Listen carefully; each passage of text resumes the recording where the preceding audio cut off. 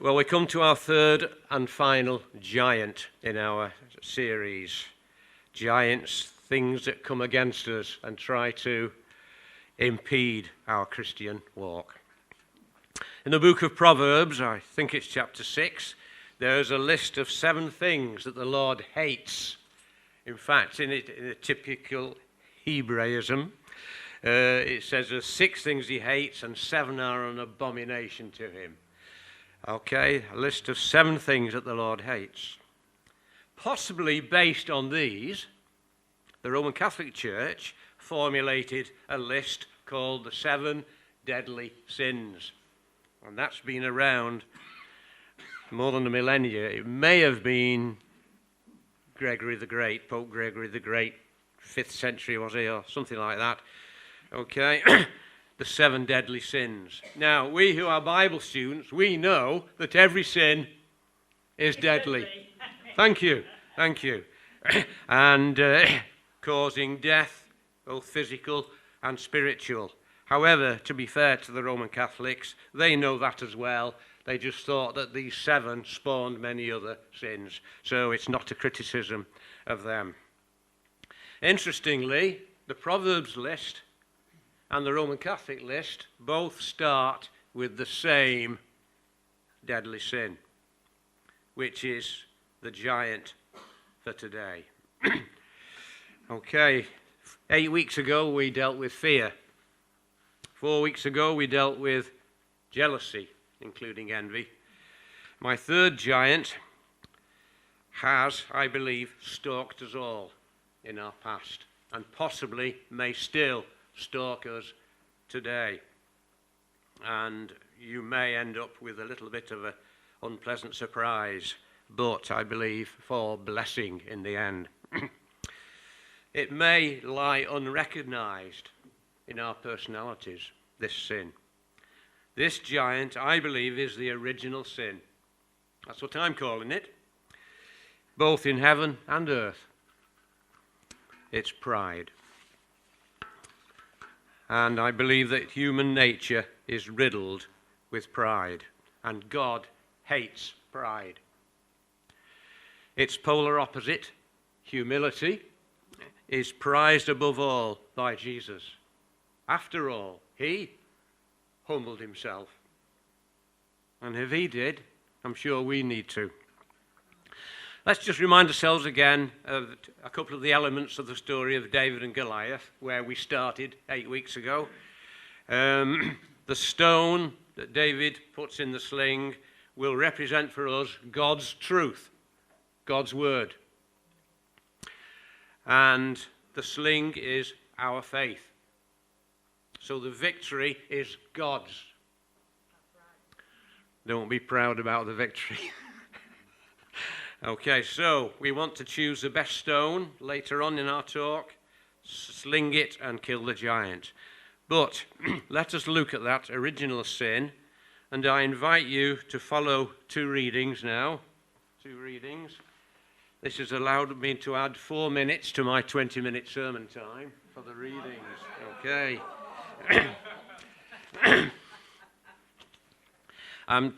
Isaiah 14 and Ezekiel 28. I don't know whether you've got bookmarks and things. Isaiah 14, Ezekiel 28.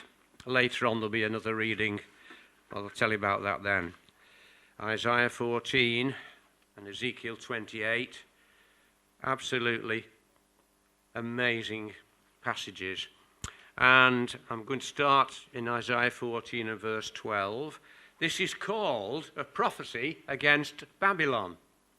But as we read the increasingly lurid language about the evil Babylon, we begin to see through it a greater evil, an evil being. So, here we go, verse 12, Isaiah 14:12. Or was it 12. How you have fallen from heaven, O morning star, son of the dawn. You have been cast down to the earth. You who once laid low the nations. You said in your heart, I will ascend to heaven. I will raise my throne above the stars of God. I will sit enthroned on the Mount of Assembly on the utmost heights of the sacred mountain. I will ascend above the tops of the clouds. I will make myself like the Most High. But you are brought down to the grave, to the depths of the pit. Ezekiel 28. I will start at verse 12. Now this is called a lament against the king of Tyre. The same thing, I believe, happens. As we read through the lurid language about the evil of the king of Tyre, we begin to see through it a greater evil, an evil being. Ezekiel 28 and verse 12. Second half of verse 12, that is. You were the model of perfection, full of wisdom, perfect in beauty. You were in Eden, the garden of God. Every precious stone adorned you: ruby, topaz, emerald, chrysolite, onyx, jasper, sapphire, turquoise, and beryl. Your settings and mountings were made of gold. On the day you were created, they were prepared. You were anointed as a guardian cherub, for so I ordained you. You were on the holy mount of God. You walked among the fiery stones. You were blameless in your ways from the day you were created till wickedness was found in you. Through your widespread trade, you were filled with violence, and you sinned. So I drove you in disgrace from the mount of God. I expelled you, O guardian cherub, from among the fiery stones. This verse.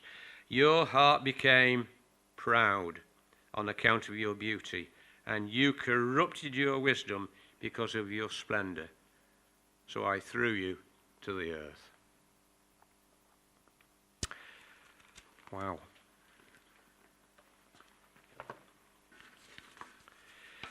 And I believe that Satan entered the Garden of Eden and tempted Eve. And I believe that the essence of Eve's sin was, yes, you've guessed it, pride, wanting to be like God.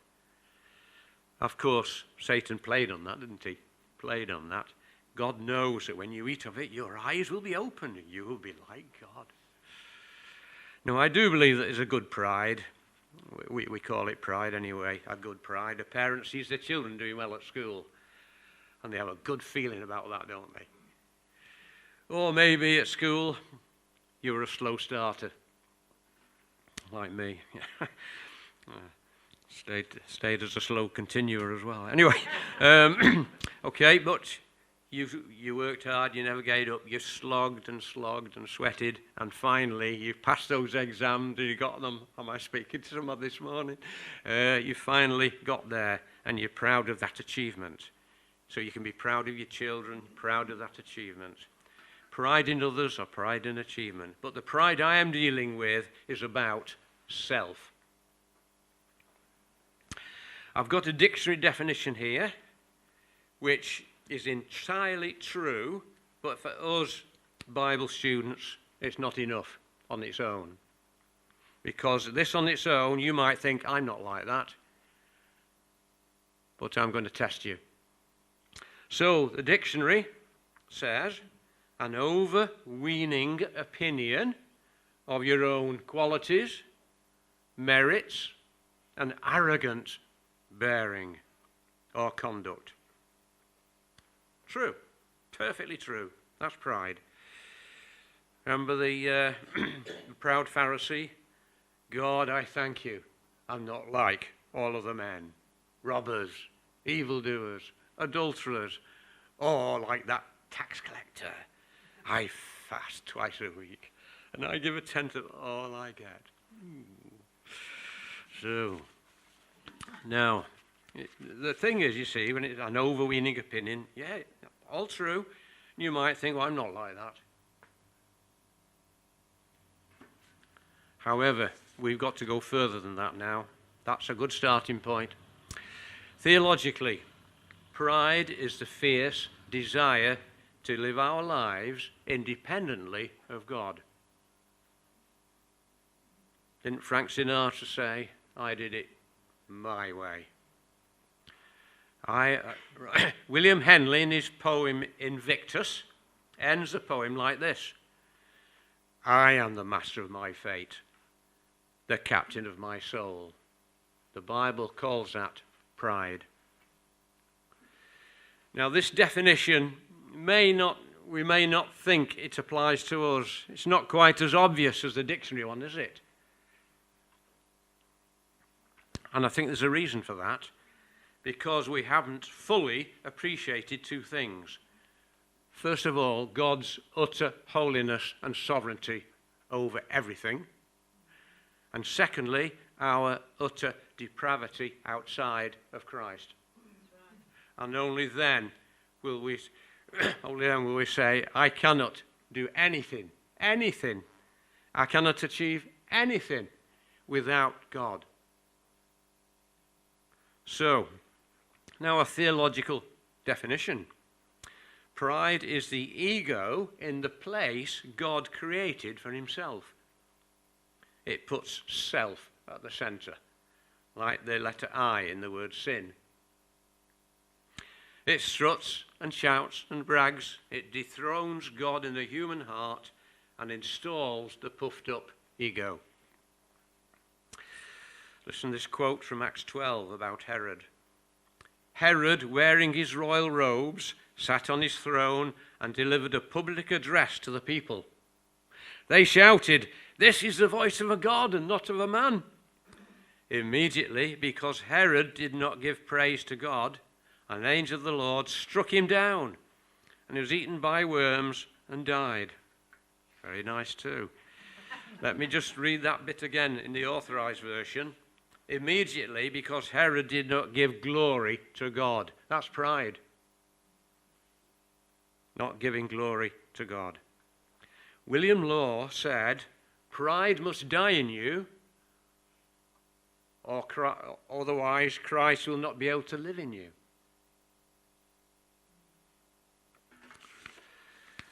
Dr.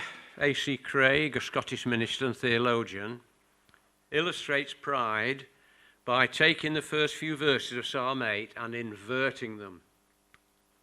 Now, on its own, this could be seen as blasphemous, but his excellent motive from his Christian faith, I think it makes it allowable for me to read what he wrote, because he's out to reveal pride.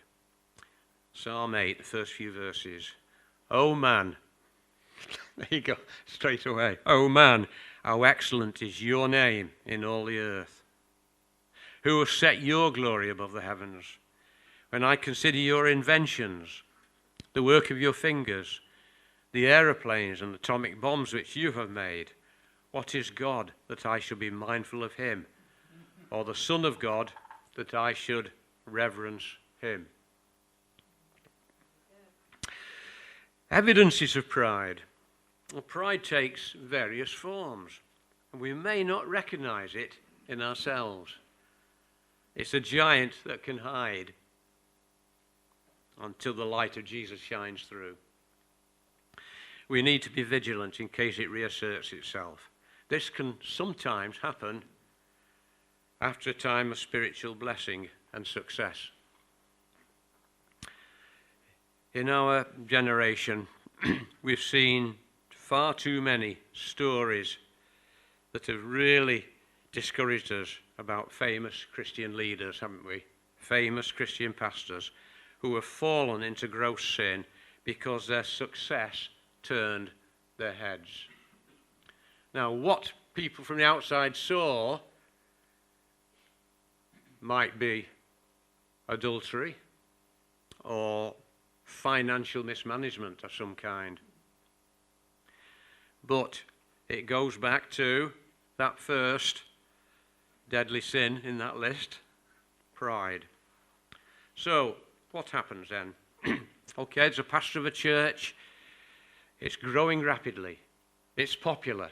People are flocking to get there. People visit it from other churches. There are conversions. There are healings. Contemporary worship. The Spirit is moving. He's a success. He begins to run Christian courses. Others come from far and wide, attend the Christian courses, and are genuinely blessed.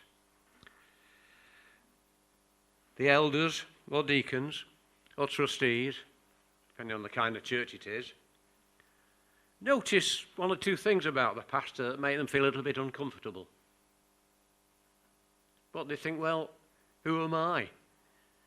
He's a success. God's blessing him. I'm in no place to question him. I'll say nothing. So often, those leaders, elders, deacons, trustees, will not feel able to challenge him. That pastor is in a very dangerous position, and we must beware, and leads to a high risk of a fall, and we've seen too much of it, and it's only harmed the church. But in Jesus' light, evidences of pride in the soul's dark places are revealed. And now I give a health warning. Okay, not about the sun. I'm going to say one or two pointers now. And you might say, oh dear, I'm a bit like that, but I'm not proud. All right, all I'm saying to you now is, if the cap fits, wear it. Okay?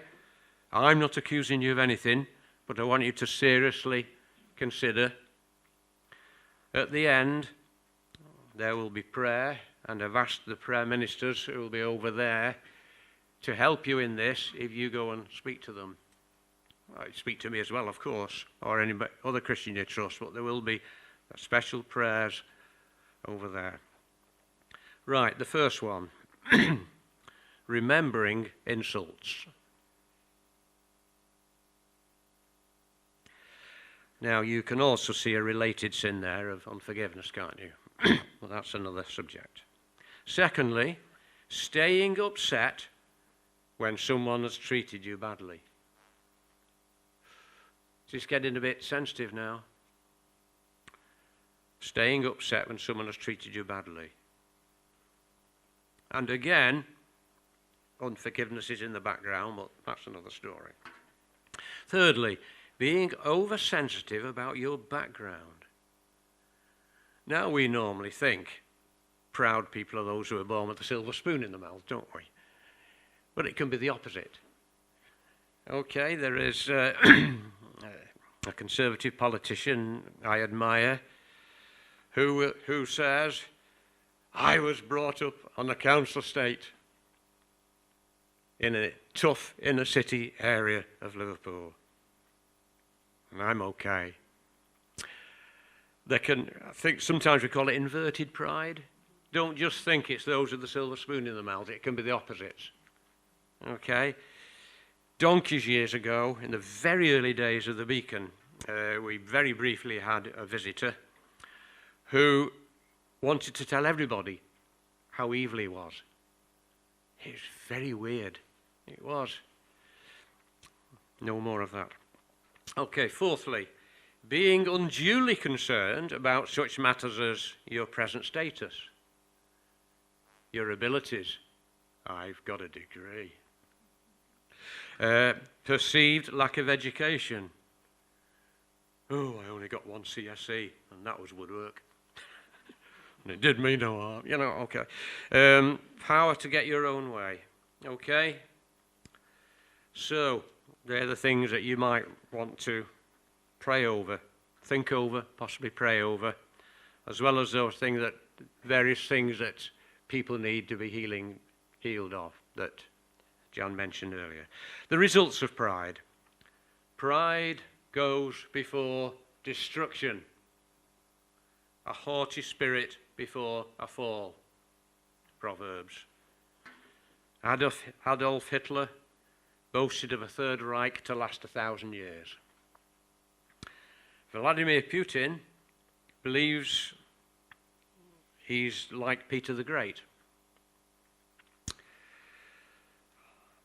A man's pride brings him low. Could that ever apply to a politician? And this one from Daniel 5. When Nebuchadnezzar's heart became arrogant and hardened with pride, He was deposed from his royal throne and stripped of his glory. Again, Jesus says, everyone who exalts himself will be humbled. And humility is prized by God above all other.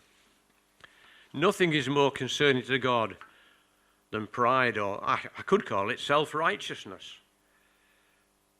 I think I could even say that self-righteousness could be a possible problem to religious people and others, because it treats the blood of Christ with arrogance and presumption regarding Calvary as unnecessary. Pride can even trap us by causing us to feel superior to those it has ensnared. After a sermon in a church about the tax collector and the proud Pharisee, at the end the woman said to her neighbour, "I'm glad I'm not like that proud Pharisee." Pride is the deadliest sin and the most formidable giant, and it's the top of both those lists, isn't it?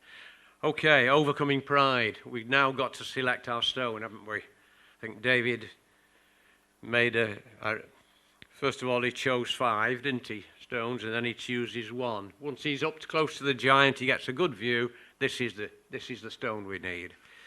Okay, which passages or characters in the Bible can help us? I'm going to now compare us to 2 people. The first one, Jesus. Measure yourself against him. Is status all important to you? He who was God laid it all aside and confined himself to humanity. Philippians 2. Are you proud of your birth and family? He grew up in a poor home in Nazareth. Proud of your profession? He was a joiner. Proud of your social circle? He often moved with tax collectors and sinners. Proud of your abilities? He said, by myself I can do nothing. Are you proud that you can intimidate people and get your way? He said, I seek not to please myself, but him who sent me. Are you proud of your position? He said, I am among you as one that serves. Do you think you can live your life independently of God? He said, without me, you can do nothing. And finally, let's look at Jesus the night before his death in John 13, our third reading. John chapter 13, if you wish to follow. Look at Jesus, but primarily we're going to look at Peter now. John chapter 13, this is the Jesus washing the disciples' feet. I'm going to come straight in at verse 5. John 13, 5. After that, he poured water into a basin and began to wash his disciples' feet, drying them with a towel that's wrapped around him.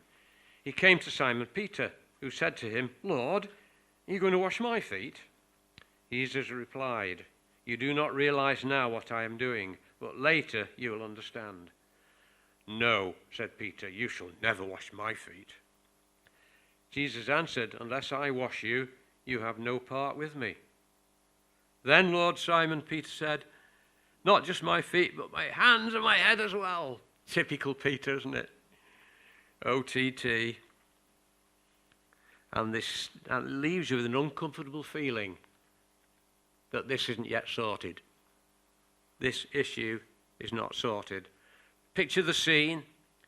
None of the disciples in that room picked up the bowl and the towel and the water to do the thing that was a very strong and necessary custom.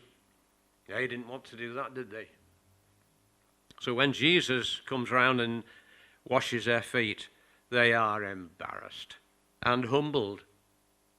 Quite right too, humbled. When Jesus comes to Peter, right, also very embarrassed, but not humbled. He won't accept this. That's pride. That's pride. And then there's this terrible warning, isn't there? Unless I wash you, you have no part with me. This is a big issue. You see, if Peter has got pride, how can he take any benefit whatever from the cross of Jesus Christ? Anyway, okay, he says, yeah, wash me all. And you might think, in theory, okay, he's washed, but actually, he's not there yet, I don't think. Because very shortly afterwards, Jesus said, Simon, before the cock crows, you're going to deny me 3 times. Or is it before the cock crows 3 times? Anyway, you're going to deny me. Peter says, even if everybody else denies you, I won't. And he does. And then it says he went out and wept bitterly. And I say, finally he's there. He's got there. Now he's humble. And I see no further evidence of pride in Peter in the rest of his writings in the Bible. I don't know about you. I think finally, in that bitter time of self-realization, he's humbled. Now he can benefit from the cross. I don't know whether I'm speaking to anybody this morning, and we always say in this church, we welcome you to come to the cross of Jesus Christ for conversion, salvation, for the new birth. But you must come, metaphorically at least, on your knees, if not literally. You must come in humility. It doesn't work otherwise. You must come in humility. So, having made that comparison, you have now possibly dealt with pride like Peter did. But don't be proud of it. If you're proud of it, the giant may just well revive. So, put your stone in the sling and sling it. Amen.